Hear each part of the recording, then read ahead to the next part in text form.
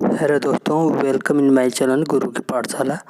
आइए आज अध्ययन करते हैं टीचिंग एप्टीट्यूड के अंतर्गत टीचिंग का। तो जानते हैं शिक्षण की प्रकृति जानते हैं, उद्देश्य जानते हैं, विशेषताएं और आधारभूत आवश्यकताएं, nature, object, characteristic and the basic requirement of the teaching. देखते हैं कि क्या होता है। तो आइए शुरू करते हैं। टीचिंग शिक्षण एक सामाजिक प्रक्रिया है, अतः शिक्षण पद की एक यूनिवर्सल डिफिनेशन देना कठिन हो जाता है। एक और सामाजिक परिदृश्य शिक्षण प्रक्रिया को महत्वपूर्ण ढंग से प्रभावित करता है, मतलब जैसा समाज होता है वैसे ही वहाँ की शिक्षण व्यवस्था होती है। दूसरी ओर मानवीय घटक भी निरंतर परिवर्तनशील है।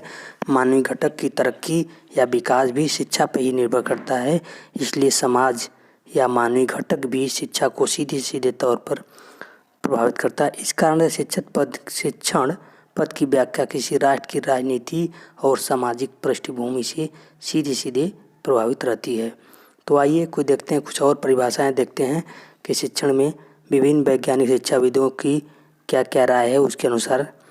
तो शिक्षा शास्त्रियों ने देश की राजनीति प्रणाली के आधार पर शिक्षा को 3 भागों में विभाजित किया है। पहला है निरंकुश शासन, दूसरा प्रजातांत्रिक प्रणाली, तीसरा है हस्तक्षेप रहित प्रणाली। तो ऑटोक्रेटिक सिस्टम के विषय में है। इसके प्रणेता एच.सी. मॉरिसन माने जाते हैं। उनके अनुसार शिक्षा पर किसी प्रकार का अंकुश नहीं होना चाहिए, शिक्षा निरंकुश होना चाहिए।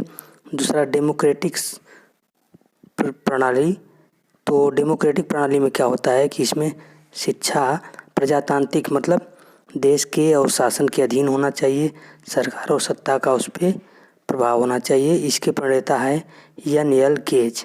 और हस्तक्षेप रहित प्रणाली, इसका आशय है, इसको लेजर फेयर कहते हैं। तो इसका आशय है कि शिक्षा पर किसी प्रकार का कोई हस्तक्षेप नहीं होना चाहिए किसी का। इसके वजह से वह शिक्षा सामाजिक परिदृश्य में और व्यवसायिक परिदृश्य में शिक्षा का विकास होता है। इसके प्रणेता थे जॉन ब्रूबेकर। तो आइए कुछ परिभाषाएं देखते हैं, अनेकों विद्वान शिक्षाविदों की राय देखते हैं शिक्षा के विषय में कि टीचिंग के विषय में उनकी क्या। शिक्षाविद गेज के अनुसार शिक्षण एक प्रकार का पारस्परिक प्रभाव है जिसका उद्देश्य दूसरे व्यक्तियों के व्यवहारों में अपेक्षित परिवर्तन लाना। इसका मतलब ये हुआ कि टीचिंग क्या है। टीचिंग ये है कि जिसका असर या प्रभाव दूसरे व्यक्ति पर इस प्रकार होता है कि उसके व्यवहार में अपेक्षित परिवर्तन आ जाए। व्यवहार में परिवर्तन ही टीचिंग है। आइए अगला परिभाषा देखते हैं।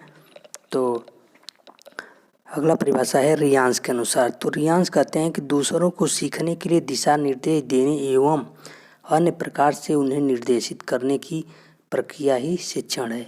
तो रियांस के अनुसार क्या है, शिक्षण क्या है, दूसरों को सीखने के लिए गाइडेंस देना या उन्हें निर्देश देना, यही शिक्षण है। तो आइए अगली परिभाषा देखते हैं। एडमंड एमिडोन के अनुसार शिक्षण एक अंतःक्रिया प्रक्रिया है जिसमें मुख्यतः कक्षा वार्ता होती है जो शिक्षक और छात्र के मध्य घटित होती है। तो एमिडोन के अनुसार शिक्षण क्या है, एक अंतःक्रिया प्रक्रिया है। अंतःक्रिया मतलब 2 लोगों के बीच की प्रक्रिया है जिसमें शिक्षक और छात्र दोनों के मध्य यह वार्तालाप होता है, इंटरेक्शन होता है। तो टीचिंग, इसके विषय में एडमंड एमिडोन का विचार यह था कि टीचिंग एक अंतःक्रिया प्रक्रिया है जो शिक्षक और छात्र के बीच में घटित होती है। आइए अगली परिभाषा देखते हैं।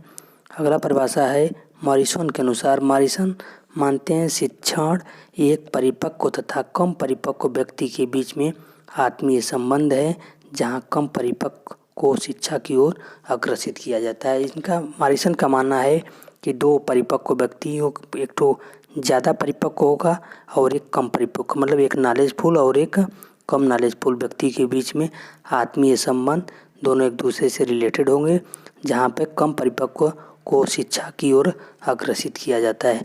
अगली परिभाषा देखते हैं। वर्ड बुक इनसाइक्लोपीडिया के अनुसार शिक्षण एक ऐसी प्रक्रिया है जिसमें एक व्यक्ति दूसरे व्यक्ति को ज्ञान, कौशल, अभिरुचि को सीखने या प्राप्त करने में सहायता करता है। इसका मतलब हुआ कि एक व्यक्ति यदि दूसरे व्यक्ति को ज्ञान देता है, नॉलेज देता है, स्किल सिखाता है और अभिरुचि एप्टीट्यूड को सिखाने में मदद करता है, तो यही हुआ शिक्षण। तो आज की वीडियो में बस इतना ही। हमारे साथ बने रहिए, हमारे वीडियो को लाइक और शेयर ज़रूर करें। धन्यवाद।